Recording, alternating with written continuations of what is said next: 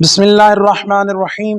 اسلام کا پہلا رکن جس کا تعلق عقیدے کے ساتھ ہے، انسان کے اعتقاد کے ساتھ ہے، اس کا دوسرا نام اصول دین ہے، یعنی دین کی جڑیں، دین کی بنیاد، دین کی جڑیں اس کا اعتقاد ہیں۔ یہ بہت زیادہ مہم ہے۔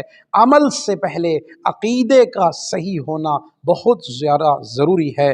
تو اصول دین، اسلام کا جو رکن اعتقاد ہے، وہ 5 چیزوں پر مشتمل ہے۔ پہلا ہے توحید، دوسرا ہے عدل، تیسرا ہے نبوت، چوتھا ہے امامت، پانچواں ہے قیامت۔ ایک بالغ عاقل زندہ مسلمان مرد عورت کی یہ ذمہ داری ہے کہ اعتقاد قرآن و حدیث سے حاصل کرے، دلیل سے حاصل کرے۔